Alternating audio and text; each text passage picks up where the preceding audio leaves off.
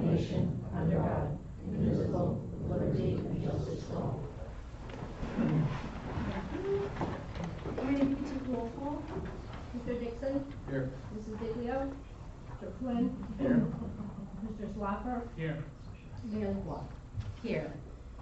In accordance with the Open Publics Meeting Act, notice of this regular meeting was given to the two newspapers of record and posted on the official bulletin board on January 8th, 2018.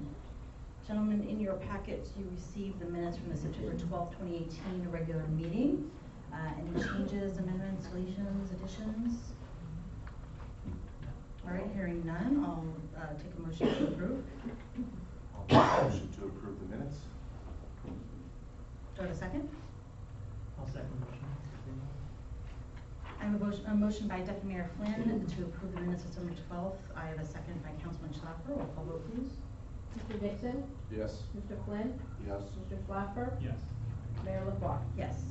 At this point in the meeting, we'll open it to the public. The Town Council welcomes comments from any member of the public on any topic. To help facilitate an orderly meeting and to permit the opportunity for anyone who wishes to be heard, speakers are asked to take one turn at the microphone and please limit their comments to 5 minutes. The clerk will keep time. If reading from a prepared statement, please provide a copy and email a copy to the clerk's office after making your comments so it may be properly reflected in the minutes. Anyone from the public wishing to address the council at this time? All right, seeing none, we'll close that portion of the meeting. We'll move on to council manager reports. So since the last meeting, we've had the Taste of Newton, but I believe Councilman Dixon will talk about that. We also had what we thought was going to be a pretty busy planning board meeting that ended up not being too busy, was pretty routine as well. This afternoon, prior to the joint meeting, Deputy Mayor Flynn and I had the opportunity to be down at the Rain Garden at Memory Park, but I think Deputy Mayor Flynn will talk a little bit more about that, but it was really great to interact with some of the volunteers, members of the DPW and Rec, and some of the students from our elementary school as part of the Earth Club that have been doing lots of great work down there, and to see the fruits of their labor. But Deputy Mayor Flynn will talk a little bit more of the details of what that project is and some of the implications.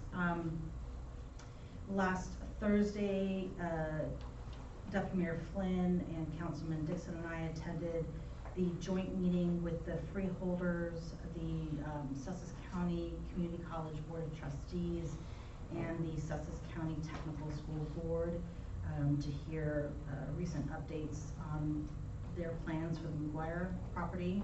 Very interesting 3+ hour meeting about their plans. As we mentioned, we also had the annual joint Board of Ed meeting earlier prior to tonight's meeting, and on Friday, Tom and many members of the staff, and for a little while myself, were in a meeting and conference call to get updates about the Wizards on Spring Street event that's going to be taking place after this year's holiday parade. So it's fall time here in the town of Newton, and we have some busy months ahead of us and good plans in place. More to come later, but definitely some good conversations happening in meetings. That's all I have for now. Deputy Mayor Flynn. So as Mayor LaFois said, earlier today we attended the kind of the public relations sector of the rain garden that's been installed in Memory Park, through New Jersey Futures, through the Walker Valley Watershed Association, the San Nathaniel SIJEC was the lead on that. And, Leslie Wilson from New Jersey Futures had reached out to me, since I'm actually a stormwater professional in my other career aside from the council. We had a discussion, about the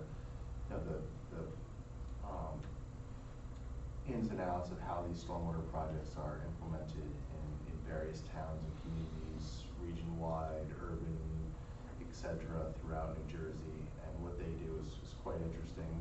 They're able to actually get a lot of stuff done through these grant partnerships with the Department of Public Works, like we have in Newton. You guys are able to do a substantial amount of that labor, so we appreciate that. And it's actually turned out to be aesthetically pleasing, nice little place to sit. And the kids learn something, and there's a lot lot of benefit to it, ecologically speaking as well. One other thing I think I mentioned before, kind of jumping topics, was we have a letter to Santa box, right, that gets placed at the municipal building, Tom? Yeah. I don't know if I reiterated this Yeah, you before. wanted it up by the fire museum? Yeah, I was just gonna put that on the record and say, Yeah. hopefully that could happen. Mhm. Yeah, we went to the Taste of Newton, when was that, Monday the 12th? Mhm. 11. No. So. Special date, 17th, yeah. 17th. I just wanted, Councilman Dixon's gonna talk more about it, but, it was, ended up being a very good idea to move it indoors, due to the It was- substantial amount of rain that we had Yeah. repeatedly for day after day after day. And even that And night, even on right? that day too, so even if they tried to do it, on the street that day, it wouldn't have happened. So, that being said, that's all I have. Okay, and Tom, in talking to some of the students and Donna Nilsson, the teacher, and Nathaniel this afternoon, I think that you had also had this idea to have them come do just an update to the council about what they've been doing and all the awesome work that Nathaniel's been doing the last couple of years Yeah. around some of the green spaces in town. Yeah. Okay, great, thank you. We extended the invitation as Good. well. Okay. What's the date on that? Probably one of the November meetings, I think we're gonna have Nathaniel come in. All right, Councilman Schlepper? Not a lot for me. I want to thank the Board of Ed for coming in and all their hard work to make Newton such a desirable place for us all to live, and for all our young families like mine. I attended the EDC meeting last week, and we brainstormed some marketing ideas to help further the exposure for townwide events, things like the holiday parade. So we kind of used some of the momentum that Katrina brought in our previous meeting to help push some brainstorming ideas towards that. We also discussed some new ways to address long-standing vacancies, both commercial and residential. I'll be emailing you guys later this week with some of that. We just need to do a little more research. No news from the Shade Tree Commission, at least this week. And then the only thing is the Sussex Stags are going to be playing, they won home field advantage, so they'll be playing at Newton High School in the next, I believe it's 2 or 3 weeks. They haven't decided because the rest of the teams haven't finished the regular season, but we'll be hosting a championship semi-pro football game in the next month or so that'll be fun. We need to get some PR out about that, can we get some advertising? Yeah, once I get a date for it, I'm gonna start trying to coordinate Kim Williams with the owner of the Stags, Okay.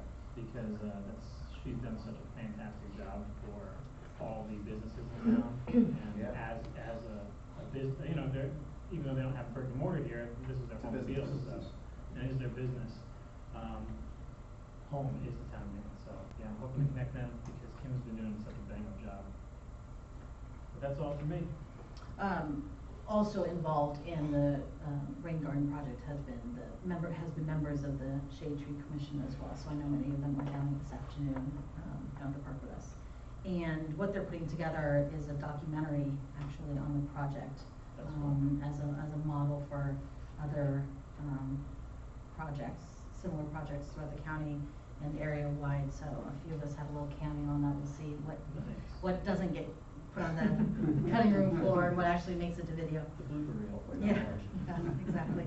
Councilman Dixon. All right, so as mentioned, I attended the Taste of Newton. Several date and venue change due to the weather.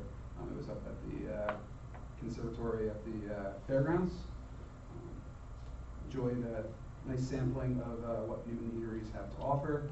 And I just wanted to congratulate all the winners of that night that were selected. And I just want to reiterate what Tom said earlier about the joint meeting that we had, that we kind of presented a plan of our vision to incorporate the rest of the parcels of that property, and we're not going to forget that, so we're just going to keep on going with that and working with the college as a partnership so we can get the best thing forward for Newton. Okay. One other thing, we got these community forestry management plans. Is this put together by the Shade Tree Commission? Yeah, Deb Danielson, staff. Ah. Okay, that's what I just heard. Very cool. Oh, and Debbie, very nice job. I'm looking forward to going through it. So, thank you to them. It's a lot of work that's put together. Yeah, that's all. And Town Manager Russo. Sure. thank you to Slinorama and Public Works for putting up the football championship signs at the entrances, along with the soccer, putting the soccer ones back, so thank you for that. I want to thank Dr. Green and everybody for the Board of Ed meeting. It's always a pleasure to have them come in, but definitely I always appreciate the time Dr. Green gives me on a bi-monthly basis to talk about town happenings. I too attended the college joint meeting at the McNeese Auditorium with Botec County College and the town, and gave a presentation along with Jessica about the vision of opportunities and possibilities for the redevelopment area. And I coordinated the Spells on Spring Street meeting, which the mayor jumped in on midstream on Friday. Went well, a lot of great planning already underway for this event. Big Brothers and Big Sisters providing the bulk of the volunteers for the event. Right now we're looking at 2 p.m. to 6 p.m. that day, so we can transition away from the holiday parade and into the wristband access for the event for Spells on Spring Street. A couple of sundry items. October 8th, Columbus Day, municipal offices are closed. Our next council meeting, therefore, would be October 10th, it's a Wednesday. And we do have Jessica Caldwell coming to discuss the master plan revisions as requested by the mayor and council. And I'll put Adam on the spot, one, not just because he's wearing a Raiders thing, but two, because there was a water main break on West End Ave, so Adam can give us a real-time update on that. Yeah, so there's a water main break for the Marion Gateway Farms out there. It's on their line, so it's nothing to do with us. Our guys were out, we turned the valves off. They had a company out fixing it right now. OEM's been notified, PSNs is bringing out a water flow to them, and hopefully we can get it fixed tonight. And if they need anything, they're gonna let us know, so we can come to. No, I know that this just happened within the last couple hours, but, 5 o'clock. yeah, 5 o'clock, but, so no estimated time of. No, we're still waiting for, all the markouts to come in. Okay. They think they hit 3 of them, though, so it takes a little bit of time for, 3 hours on emergencies like that? you hit 3 hours if you're looking for, yes. Okay. And I know the protocols, you'll keep Tom updated, and then Tom will keep us updated if there's anything tonight, Absolutely. that needs to happen, right? Yep. Thank you, Adam. Thanks for the update on that. And yeah, coming back to the, Spells on Spring Street, I know I called it something else earlier in my comments, but I wanna, really take a moment to thank Tom and his team. Last year when the event happened, I think, the organizers, didn't really know what to expect, and it turned into a very big event, and as a result of that, the council came up with, a multifaceted plan for events of this size, that runs gamut everything from DPW needs to, security to, restroom facilities and, everything else. So, I know there was a lot of time spent on Friday going through that checklist, but, everybody can rest assured that, there's a lot of planning taking place, and, should be a good event. Any other council manager comments? All right, let's move on to ordinances. So we have, introductions of 2 ordinances. Ordinance, 2018-18, an ordinance amending chapter 3 of the Newton Code, being the administrative code, moving municipal elections from the month of May to November, pursuant to the results of a special election held on July 31st, 2018. Do I have a motion to introduce? I'll make the motion to introduce the ordinance. Do I have a second? I'll second. I have a motion to introduce ordinance 2018-18 by Councilman Schlaffer, a second by Councilman Dixon. Roll call vote, please. Mr. Dixon? Yes. Mr. Flynn? Yes. Mr. Schlaffer? Yes. Mayor LaBeouf? Yes. Ordinance 2018-19, revising chapter 57 of the Code of the Town of Newton to add new Article 6 entitled Feral Cats to provide for a trap neuter release, also known as a TNR program, in the Town of Newton. Do I have a motion to introduce? I'll make a motion to introduce ordinance 2018-9. I'll second the motion. I have a motion by Deputy Mayor Flynn and a second by Councilman Schlaffer to introduce ordinance 2018-19. Roll call vote, please. Mr. Dixon? Yes. Mr. Flynn? Yes. Mr. Schlaffer? Yes. Mayor LaBeouf? Yes, so for the public's information, those will both be up for public comment, yeah, second reading and public comment at the next council meeting. Thank you. Moving on to old business, there's none at this time, so we'll move on to the consent agenda. All items listed with an asterisk are considered to be routine and non-controversial by the town council and will be approved in one motion. There will be no separate discussion of these items unless a council member so requests. in which case the item will be removed from the consent agenda and considered in its normal sequence on the agenda. Mr. Russo, can you run through those, please? Yeah, small list today, Mayor. We have the cancellation of capital appropriation balance for Madison Street sidewalk project. Resolution 186 is an award for water testing services through the competitive contracting process. 187 is credits to water sewer. Utility accounts. 188 is a resolution supporting the DOT project along 206, and 189 is bills and vouchers. Okay, so, council's had the opportunity to review. Anyone wishing to pull any of those for further discussion? I want to pull 188. Okay, 188. Any others? Okay. So do I have a motion to approve the consent, without resolution 188, 2018? I'll make the motion to approve the consent agenda minus resolution 188. I'll second that.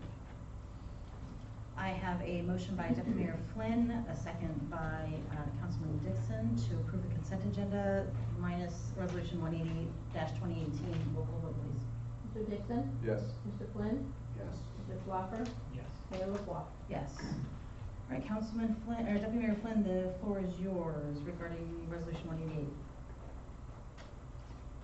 Yeah, so does this include all the ADA compliant ramps that were done up 94 and 206? Is this like a combination of approving all of those improvements? Like, we didn't do this work, we didn't fund it, we didn't implement it. No, this Really is nothing. 206 and over Newton border. There's milling, resurfacing, there's curbing, there's ADA ramps. Harold Pello did a memo September 18th where he enumerates some of the things that are involved. You have that in your packet. Yeah. And then there's minutes from the meeting that the DOT had along with the map. Okay, so this is the old project from 20. Yeah, this goes back quite a bit. It shows you a picture of the existing conditions, Newton and over border. Sorry, it's not flipping, but it shows you kind of some of the areas coming into town. That's the area that they're addressing.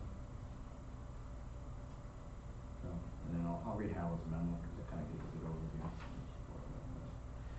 Guide rail to be installed on both northbound and southbound 206. The rock on the southbound lane will be cut back 40 to 50 feet. Right of way will be needed. Rock on the northbound lane will be cut back less than on the southbound. Right of way not needed. Harold asked about drainage, and it's not part of the project, but they're aware of the problem. Work on the northbound side would be set so that the drainage project could be worked on in the future. There'll be an information center at some point in the future, and the project is 3 years away, so it's still in the development stage, and it will be in Andover Township up to the town of Newton line, and it's strictly a safety issue. That's why the state's looking to do this. Okay, so are they gonna remediate that massive drainage problem that we have in that one area? There's no plans to do that as part of this project, but they feel that doing this establishes the groundwork for that to happen in the future as a possibility based on funding. So they're gonna cut all this rock out, but they're not gonna put a storm sewer in there. I know they'd have to run it probably several thousand feet, which is why they're not doing it. But, I don't know, I would say the flooding on the road is a greater hazard than the boulders that are sitting up in the woods on the side. That's just my opinion, but, I mean, the road floods 4 or 5 times a year Consistent, yeah. consistently. They met with Andover. Is there any chance have they met with us at all? So that we can voice our concerns? We voice our concerns through the engineer's office Okay. and through my office, so we have spoken to them. Wow, this is a huge excavation. So Harold, like, I mean, they would probably have to run a storm sewer pipe like all the way through the farm fields down to the Abbey Christmas tree farm beyond in order to drain that, right? Of course. Okay, that's the way it would go, it wouldn't go the other way. It's a lot. Yeah, so it's thousands. All right.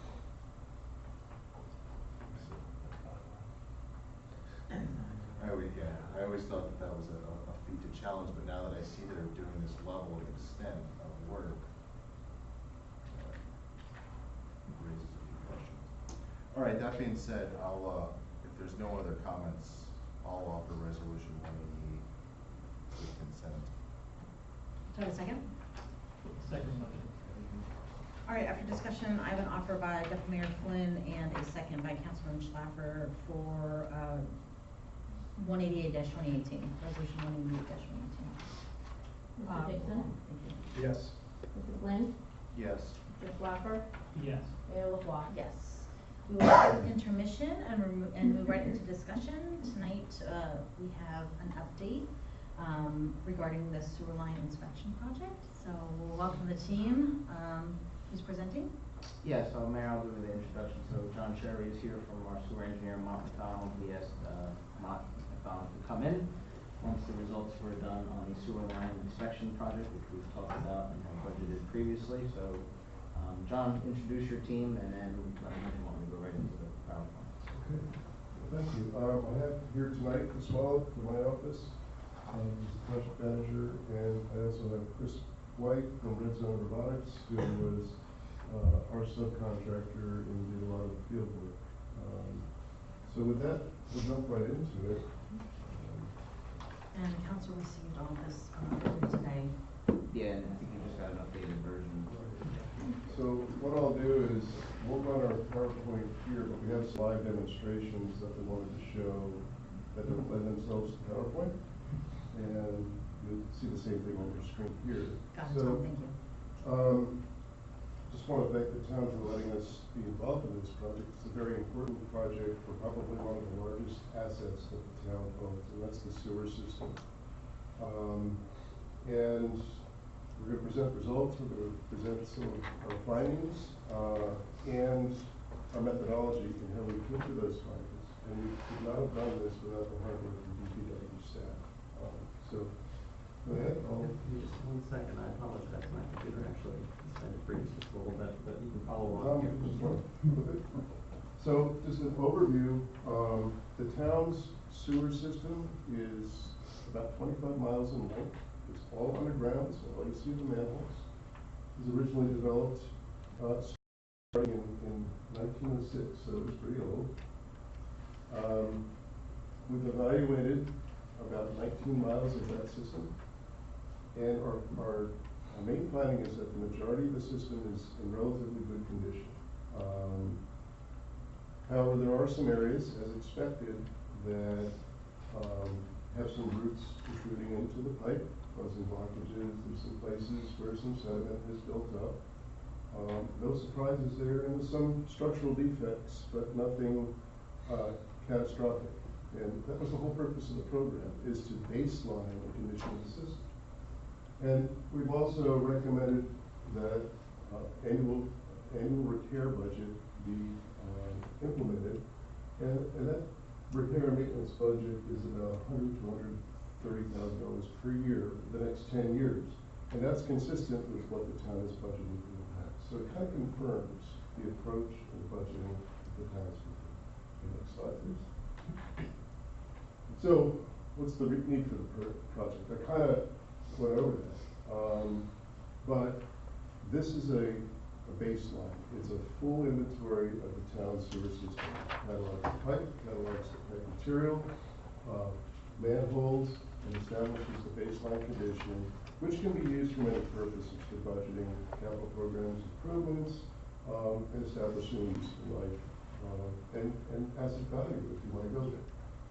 It also is intended to prioritize the repairs, and it provides the information necessary to extend the life of the system for the foreseeable future.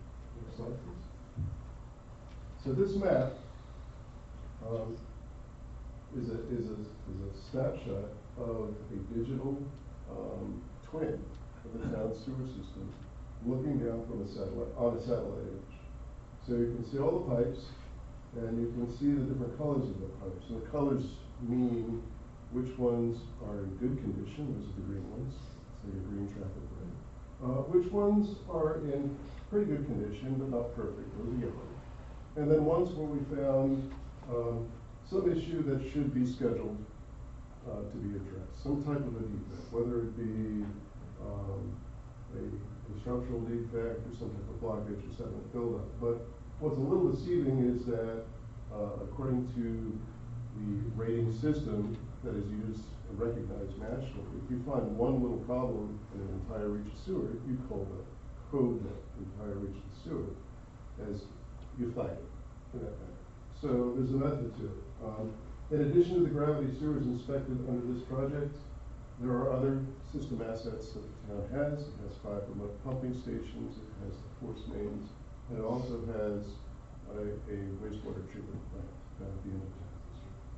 So now I'm going to turn it over to Chris, who's going to talk a little bit about the methodology and some of our findings. First thing we're going to talk about is the sewer pipe. In order to get a better understanding of the factors that are impacting the system, we need to look at the size of the system and also the materials of construction in the system. Newton's gravity sanitary sewer system, the pipe sizes range between 6 inches and 24 inches in size, and roughly 90% of those pipes are 8 inches in diameter. The pipe material that is predominant in the system is vitrified clay pipe, and approximately 80% of the system has this vitrified clay pipe. Now, vitrified clay pipe is a very hard and durable material, has a long lifespan, and is very resistant to most domestic and industrial sewage, so it's a very good material. However, as opposed to modern pipe materials such as PVC, which has a laying length of 18 feet to 20 feet, vitrified clay pipe was manufactured in 3-foot lengths, so you have a lot more joints in your system than you would with a modern pipe material. More joints, more chance for root intrusion, leaks into your system, and defects as well. The manholes, the majority of the manholes in the system are constructed of brick and concrete block. More modern manhole materials consist of precast concrete manholes, which are manufactured in 2-foot to 6-foot high concrete sections. So you can see in the figure on the left-hand side, a brick manhole. Again, you have a lot more joints in your sewer infrastructure. There's a lot more potential for roots to get into your system, leaks in your system, and points of failure in your system. Task breakdown, there was 3 tasks that were involved in this project. Tasks 1A and 1B were the sewer and manhole inspections. Task 2 was the review of the data and the asset condition assessment, and task 3 was preparation of a detailed rehabilitation plan.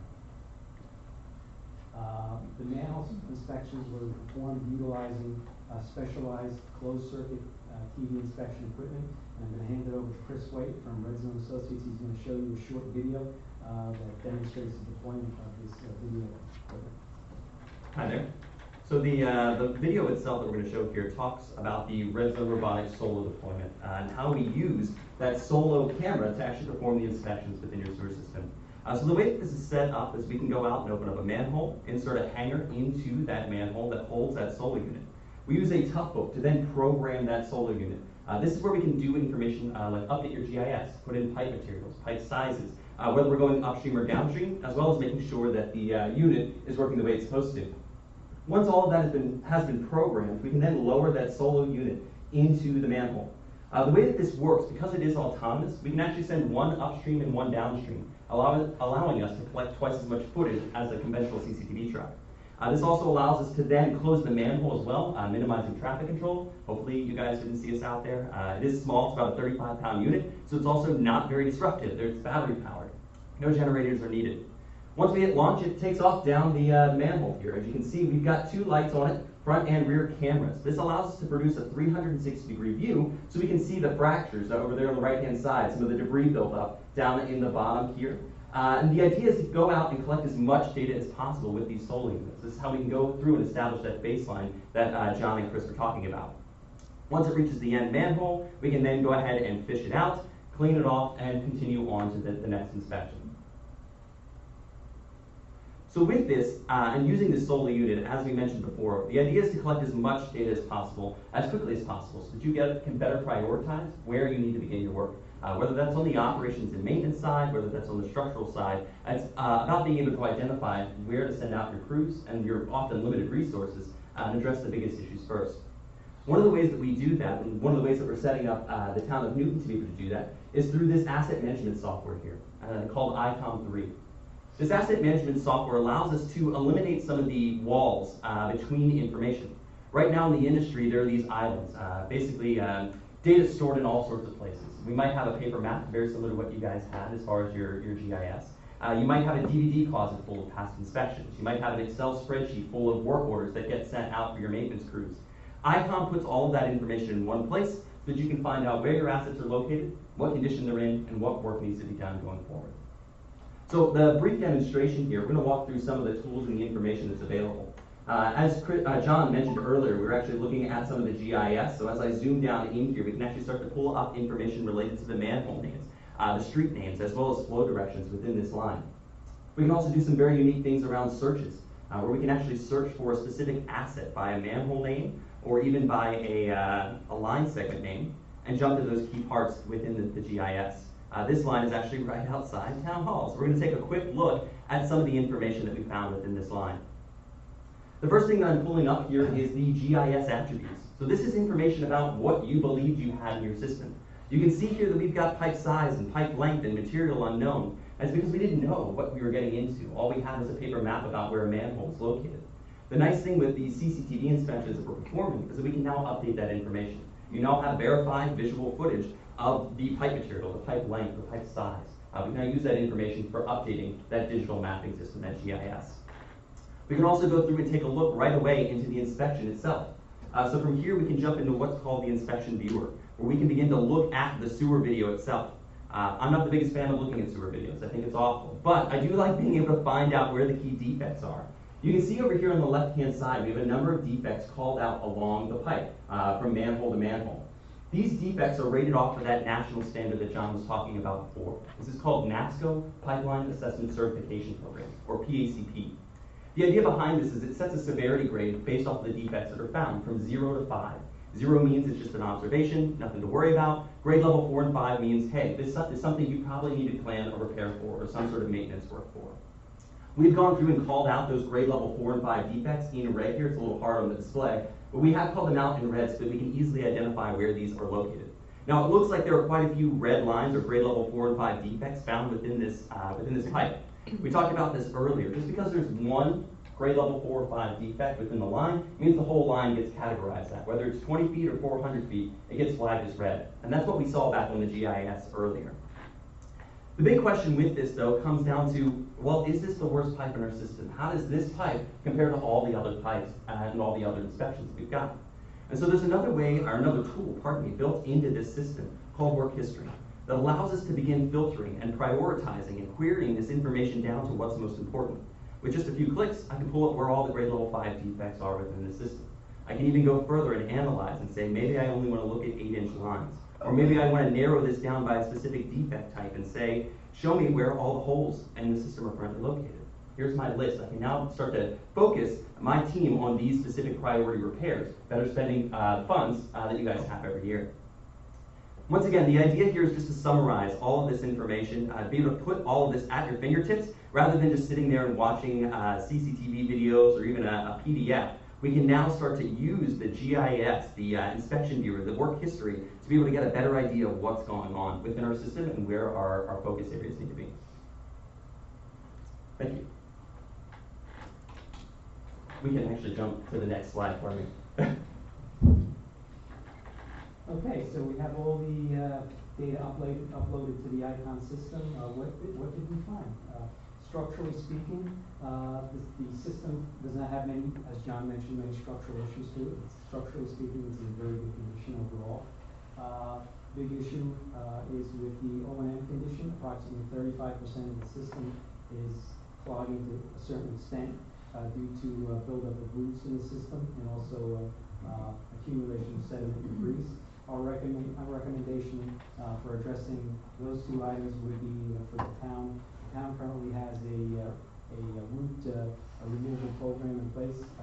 Our recommendation would be to expand that program to include additional reaches that were identified in this study. Now, as far as the sediment in the system is concerned, we would recommend that the town hire a sewer cleaning contractor to perform heavy cleaning in the system. Overall, the system is in very good condition. There's no extensive repairs that are required. And based upon our discussions with Red Zone, I'll let Chris. Yeah, one of the unique things that Yes. we discovered with Red Zone, we've inspected over 70 million feet of pipe in our history, and we found that on average, about 25 to 30% of a collection system actually needs to be addressed, or is running into those grade level 4 and 5 defects that I had mentioned. Your system falls right into that same line as far as the national average. So even though your system is 100 years old, you're actually still right on track with what we're seeing around the country, which is a little bit comforting. You now are actually at a great point to begin progressing and setting up an asset management plan going forward for fixing these issues. It's not overwhelming, let's put it that way. What's the status of the project now? We're currently compiling the asset inventory and baseline condition information for the project. And once that is complete, we will finalize the development of a prioritized rehabilitation plan. This slide here shows a rating index pie chart for the operation and maintenance condition of the sewer system. 68, the pie chart shows that 68% of the overall system is in good condition, 28% is in fair condition, and there's 4% which is rated in poor condition. These slides here show representative examples of O&M conditions in the system. The first slide on the left shows fine leak intrusion at a pipeline joint. Second slide from the left shows a root mass obstructing a large portion of the pipe. Third slide shows grease blockages in the line. And last slide shows a representative example of sediment grazing the line. This slide here is a rating index pie chart of the structural conditions, overall structural condition of the system, sewer lines. 62% of the sewer lines are in good condition, 32 in fair condition, and the remaining 6% are in poor condition overall. These photos are representative photos that show the structural conditions of the line. Photo on the left is a hole and fracture in the line. As we move over, you can see a collapsed section of pipe. The third photo shows an offset joint, and the last photo on the right-hand side shows a hole in piping with rocks visible. Those particular photos on the top there all represent defects that would require excavation to repair them. Those could not be repaired via an internal repair method. The defects on the bottom, the one on the left shows a fracture in the line, both sides of the line. That could be repaired by a trenchless technology repair, such as CIPP lining of the pipe, and the spider crack image in the line there, those defects there would not require any repair at this time. This pipe is a rating index pie chart for O&M condition of manholes. As you can see, 30% of the operation and maintenance condition of manholes are in good condition. The remaining 66% is in fair condition. Images on the next slide show some of the defects, O&M defects associated with the system, debris on the channel and bench in the manhole, and root intrusion in the manhole on the right side. The photo in the middle shows a utility line through the manhole. What we've found in our data is that there's actually 35 manholes in the system that have utility lines running through them. Our recommendation would be for the town to contact the local utility companies and determine whether or not these utilities are active. And if they are active, they should be relocated out of the manhole. And if they're inactive, they should be abandoned appropriately. This is a rating index pie chart for the structural condition of manholes. As you can see, 93% of the manholes are in good condition, and the remaining 7% are in a poor or fair condition. And these photos represent structural defects within the manholes. Photo on the left, missing display bricks, void under the manhole frame. In the second photo, a damaged block and block wall on the third photo from the left, and the last photo shows corroded manhole walls. So we looked at all of the defects, and we came up with a phasing plan for addressing the defects. Phase one involves completing all the repairs to the structural defects that require excavation, as well as addressing the root intrusion in the system and addressing the sediment debris in the system by cleaning the sewer system. Phase two would involve patching of manholes and sewer lines. Reason being that that's under phase two is you've addressed your root intrusion issues in phase one. Now you can go back in the system and seal those joints and those defect areas where the roots were coming in to begin with to kind of slow down that process of the roots re-entering the system. Phase three would be more of a stabilization of the system, a partial and complete CIPP lining. You have certain defects in your system, they're not going to fail imminently, but you want to address them in a fashion so that you're extending the lifespan of the system and preventing further degradation of those defects. And last item would be to address various manhole defects. As John was saying, our recommended capital budget for this work basically entails expenditures between $100,000 and $130,000 over the first 9 years, with reassessment of the system in the 10th year. As far as the timetable for completion of the tasks, pipe repairs and cleaning, root removal, we recommend those to be undertaken in years 0 through 3. Patching and routing of manholes and pipes, we recommend that for years 4 and 5. CIPP lining, we recommend that for years 6 through 9, and final year reassessment of the system as well as addressing manhole defects. So, more detail. One of the main reasons for the project was to determine, where the priority areas are, because the town has a lot going on other than sewers. You got stuff at the surface, you got roads, sidewalks, improvement projects. So the question always is, well, which roads or which surface project should we do? And if we do it, are we going to have to dig it up, next year? If we don't want to invest those funds, we'd have to dig it up.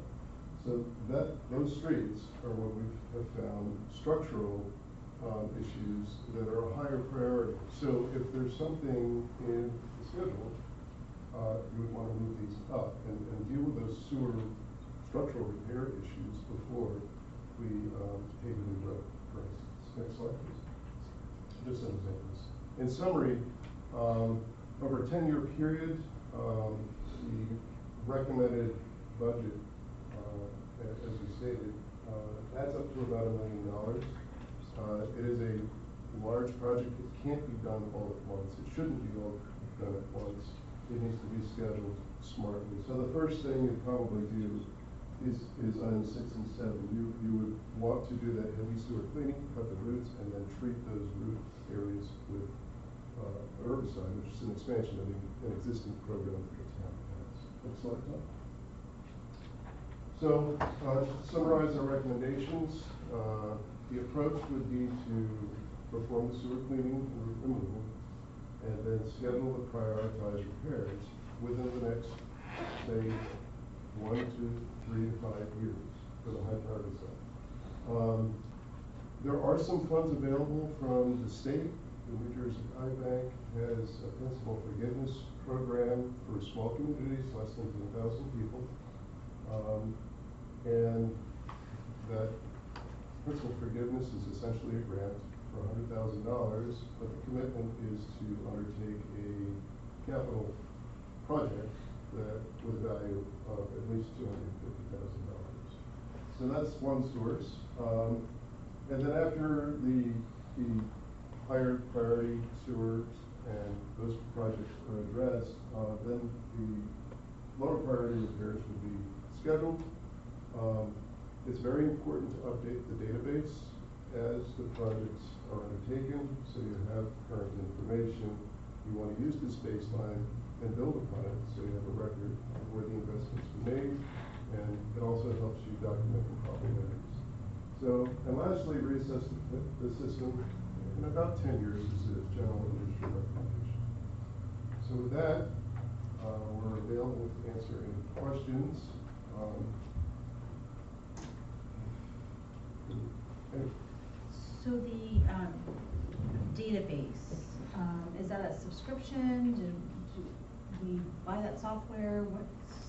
The way that it's set up is in regards to the subscription part of it is for yearly maintenance. The data is yours. It can be imported into any other CCTV inspection software or EAM system. Some of the larger ones you guys might be familiar with, CityWorks, Maximo, Lucity, any of those larger asset management systems, this information can also feed into that if you already have one set up. But the way that, as far as the maintenance subscription goes, that's just for updates of that software, any new features and benefits of that software as we release them yearly. It also goes into hosting costs for that information on a cloud service for everyone at the city that requires it can have access to it. So, Mayor, what you were showing tonight, the town does own. You own that software and you own all the data with it in that current format. What Chris is talking about is if we want to stay up to date, like a Microsoft product, there's a subscription to, as the program evolves, it is kept up to date. But if it's on a town server, it's available for use by any of the town staff. And we are setting up training for the town staff to be able to use this going forward. So. We currently use Facility Dude. I think you were probably gonna get to that, Adam, right? Yeah, and they know about it, we've talked to them about it. I don't think it's got quite the capabilities that This comes to all that is stuff, but- designed just for Yeah, it's sewers. more for- Oh, it's that specialized? It's very specialized. It is transportable into Esri formats. Correct. We've done that. So I haven't, delved into whether we can port it into Facility Dude or not, but I think That was my it would question. work in parallel at worst.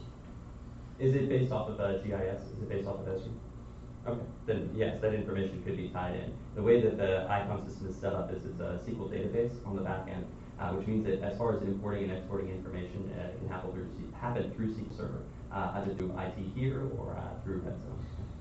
Because Adam and the team have been working the last couple of years on updating the data in that software program as they've been doing work and going from New index software cards and all the paper time, maps. too. Yeah, Yeah. it's true, yeah.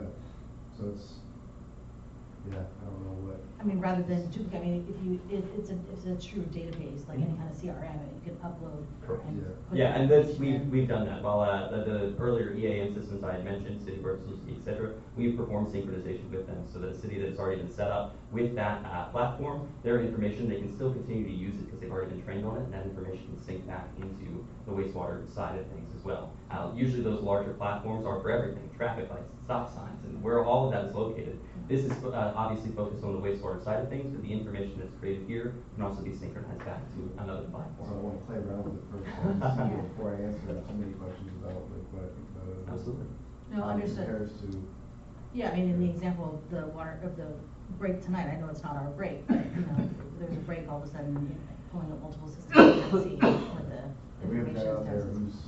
we have a guy who's out there in case there's an emergency with it, and he's got, taking the pictures and put everything up on our thing, so. Yeah, I don't know if you mentioned this, but you can also, all the vital locations are shown on the. Correct. Correct, yeah, one of the nice things with going through and doing the CCTV inspection is you know where all the side sewer locations are located, so where those laterals are coming from. As we import more information from the GIS, such as parcel layers, addresses, we can now actually get an idea of where those side sewer locations are going to in regards to that address. Once that information's in, you can actually perform a search for that address. Say Chris has a backup in his basement. What's his address? I can type in 123 Main Street, 39 Trinity Street, jump to that line, and be able to take a look at not only the inspection that was performed, what work orders have been completed against it. Have we been out there to clean in the past year? Have we gone out and done any repair work? And hey, where's that side sewer location located? Because that's clearly where the problem is. Let's take a look there. We can now measure 39 feet out, from the manhole, wherever that tap is located, dig straight down and get it taken care of. And you outlined a 10-year plan with some specific tasks during those 10 years, but if we go back to like slide 12, where we talk about the structural condition, you have a percentage of some of those structures that, you projected out some failures within a certain number of years. So hopefully we fully recognize that the 10-year plan is as the system stands now. Correct. There's gonna be potentially ongoing issues that might come up because as you finish 10 years, your other pipes have aged those additional 10 years, and it's cyclical. Yes, and that's why we recommend about every 10 years you reassess. And once you've assessed it once, I mean, the heavy lifting is the first time. Mhm. And you've already, you've invested in that. So I think it's a very useful tool for the town. And you're identifying, problem areas, and as part of this, our rehabilitation plan, we're also recommending, like I indicated, stabilizing certain, segments of the sewer system. We've identified areas where you have fractures in your pipeline, and we're recommending, internal, repairs to those lines, CIP, cure-in-place pipeline, to kind of, stabilize those areas. So a It's crack not or just- fracture doesn't become a hole. Yeah, it's not gonna degrade further, in other words. This way you're not waiting for. Open to a failure question? happen. Not yet. Not yet. We kind of hinted into the budget before the actual time. Okay, I have a few comments. So I definitely want to reiterate here on the record the significance of future paving projects and sewer repairs, and may they not be forgotten, because we should be digging up sewer lines or doing any kind of excavation prior to that. We don't need to be told. There's been a couple streets in town where that certainly should have happened. Even Spring Street with the water main, that has got some insufficient flow on it. Should have been done prior to this street being paved. So, that being said, let's keep that at like priority number one. I think we'll probably delve into this in October when we go into the DPW discussion, but we have a jetback truck. It's a very nice jetback truck. It has jetting capability. If it doesn't have root cutting capability, a root cutter can be bought for it. If the guys don't know how to use it, then we'll have to establish training. Since we have that, I mean, if we're not doing 20 or 30 days of routine sewer maintenance per year because manpower doesn't allow it, then we got a problem on the administrative manpower side. Because that's something that we already own, this $325,000 truck. It's about $2,500 a day to get a sewer cleaning company to come in here, even higher with specialized cutting equipment. So if we're not gonna use it because we don't have the manpower, then, the consideration of even owning it is, kind of, comes into play. So that's just something I thought of. There's a lot of grease, there's a lot of roots, and those are really, I'm assuming what you prioritize is routine maintenance, or routine repair, maybe the yellow area. There's two ratings. There's the O&M rating, and they can be red or yellow as well. So the really bad ones, they've been. It's indicative of the percent of blockage of the cross-section of the water height. So those are the heavier masses, where you might need an outside service to come in, but there's certainly ones in there. We've got the inventory that equipment that the town currently owns could be used. Exactly. Yeah, and then I mean, does root cutting equipment beat up the clay pipe? Probably. I mean, it probably beats up any pipe, period. Yeah, I think for the root issues you have, you're probably looking more at the chemical treatment, and I think that's what you guys probably do. It's almost, the chemical treatment's almost like has a consistency of like a shaving cream, and it's applied with a nozzle to the system. That's what I believe the town is currently using. It's kind of like groundhoggers. You squirt it, and it dies off and falls, and then. It doesn't kill the vegetation, but it kills a It's harsh. portion of the root so that it dies off within the system. But it doesn't prevent the root from coming back in. That's why for the phase 2 of the rehabilitation plan, we call for grouting of manhole and pipe defects to seal those entry points, and prevent as much of those roots from coming back in. Not a lot, but we have had instances where we've been trying to clean pipes out, we destroyed them, we hit big bump. Oh, yeah. Oh, with the rotating. With the flail, yeah. It's really a function of the size of the root when you start to use cutting equipment. I think for the finer roots, you're really using a chemical application for killing. So it sounds like we have, there's a need for that, so, I mean, that's a discussion to have in budgeting time and with Tom's office. Back in 2012, I had identified there's a sewer that runs through a stream that crosses an easement that goes from basically, is it Hillside Terrace, the apartments down at the bottom of Shady Lane, all the way up to the hospital. In 2012, I was doing some hiking around kind of back of my house, and I noticed that the stream was literally just pouring into the manhole. And then if you go down to the manhole in front of the furniture warehouse, it always used to blow out of the manhole used to actually just like have positive pressure and surge. So that was fixed. But these are, I don't know if you encountered incidents like this where there was, I'm convinced that this one point where the stream was just pouring into the manhole was creating all of this I&I, you know, in such a volume that it was creating this problem downstream. And it went on for years, right? That was a problem for a long period of time. So, in the manhole inspections, you said there was about 30.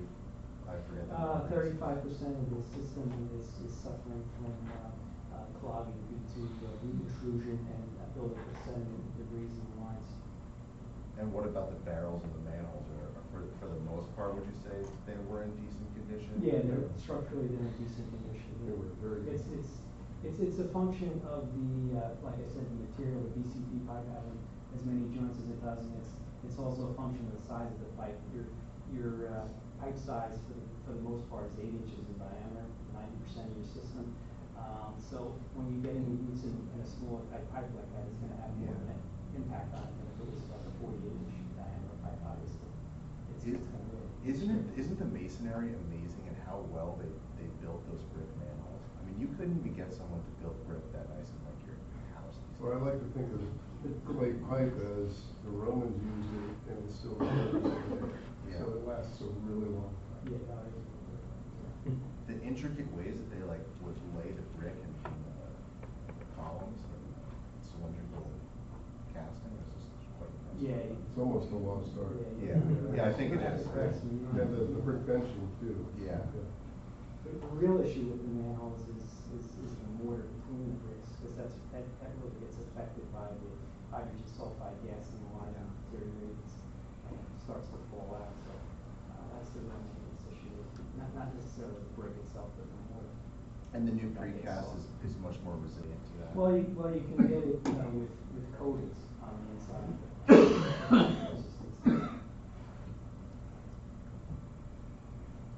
I want to thank you for the project. It was very much needed in this town. Quite well done. Yeah, I think we have a baseline now, at least for price points and discussion as we enter budget season and our capital budget specifically. Any other questions from? I don't have anything to compare this to as far as what our current system looks like, but this seemed really comprehensive, and it was very cool to see. And I love the fact that you were able to pinpoint, zoom in on specific areas of the town. I'm super excited that you listed the streets that need the most dire repair, so we can kind of prioritize that for upcoming projects too. Very happy with it. This is awesome. Thank you guys. Thank you. Yeah, incidentally, there's 12 repairs, structural repairs, which is not a lot, considering we're talking about 100,000 linear feet. That should be the priority repair items. And I think the longest reach is in one sewer. So it's actually, for a system that was built in 1906, it's in very good condition. Yeah, we're calling for like 315 linear foot of excavation and pipe replacement, so that's a real small percentage. So to wrap up for us, we're in the process of finalizing our report, have our recommendations. They're not going to change very much. And we'll be working with Adam and the rest of the staff, scheduling the training on the software. So DPW can look at it and see if it's something we like, but the town owns it. And then we'll work and tweak priority in accordance with the other capital projects that we've done. So, thank you. And I think in the scheme of things, the recommended capital expenditure budget is not huge sticker shock.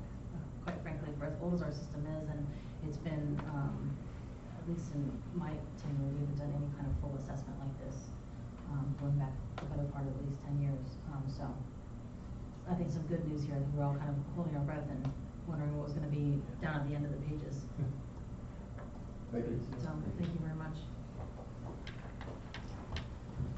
So, and I'm assuming you're gonna stay around in case there's some questions from the Yes. public. Yes. All right, any other discussion, Mr. Russo, at this time? As you all during the presentation. Tom, Yes. thank you everybody for your work. Thank Fun you. project. Yeah. And more to come.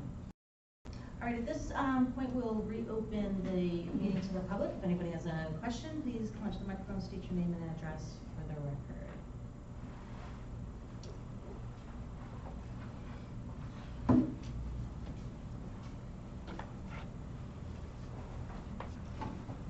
Again, Michael Long. Question for the gentleman over here. I think you pretty well covered it, but just to make sure, if you, in one of the larger diameter pipes, if you have a large root, and you go in and cut it, and then you say you apply some chemical or something to kill the root or the tree, or what?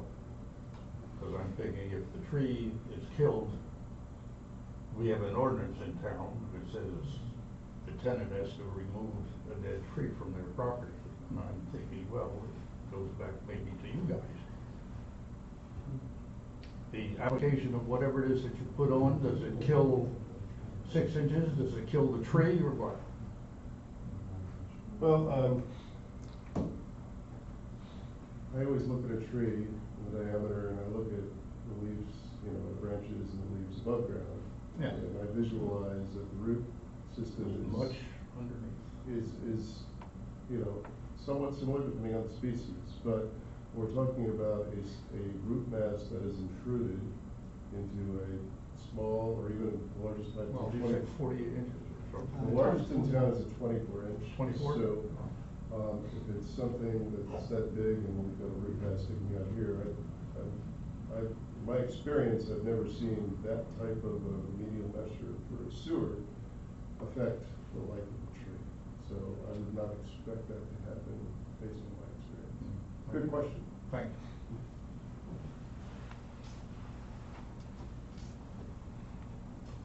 you. Any other questions from the public about this topic? Hi, my name is Grace.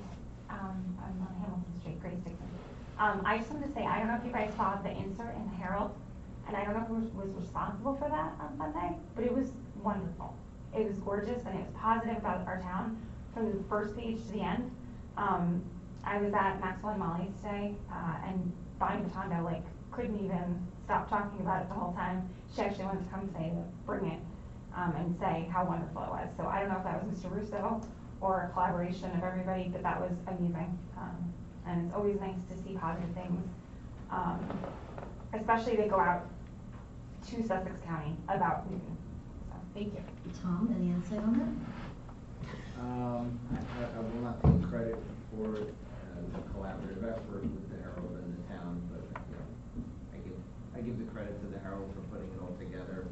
They interviewed me, they asked for information, and I appreciate the comment. Yeah, I think it came out really nice and was a nice display for the town, so if you didn't get a chance to look at it.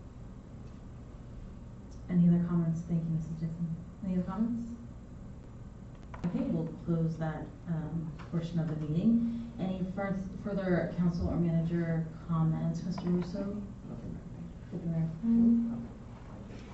Councilman Schwalfer? Councilman Dixon? I just wanted to bring up, several meetings ago, we had a resident come in and talk about the, overnight parking situation in the town. And given the fact that we have DPW coming up and then, PD after that in November, just wanted to keep that on the radar so we can discuss that and see if there's any, way we could tweak the ordinance or keep it as is, or. Can you refresh my mind about that? A resident came in, asking about the overnight parking 4 to 6 a.m. On all streets in the town.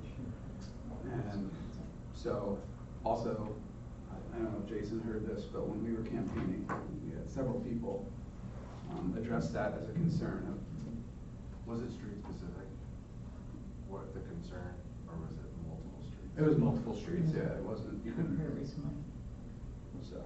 Yeah, it Alright. wasn't solely, it wasn't specifically, commercial vehicles that people were trying to store, it was just, you know, we have a bunch of kids that live here, our driveway's too small, we try to park on the street, everyone lives under the same roof, we can't possibly move them at night. That kind of thing, sometimes, and then another complaint was that sometimes he was penalized, sometimes it wasn't consistent either.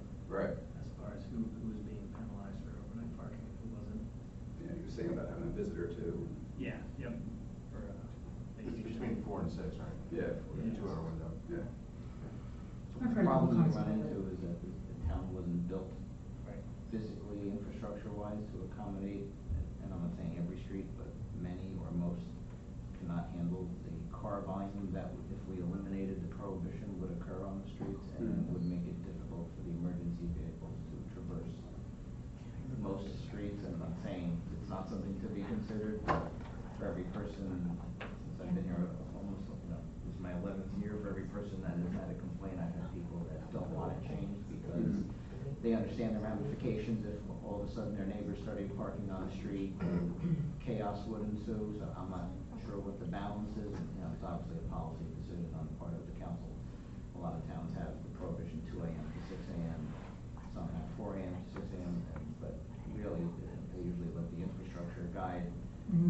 Allowing it on one street might be a great idea, and doing it on another one might be catastrophic for 2 vehicles to try to go, and that's the downside is every street has its own story and potential for safety or lack thereof.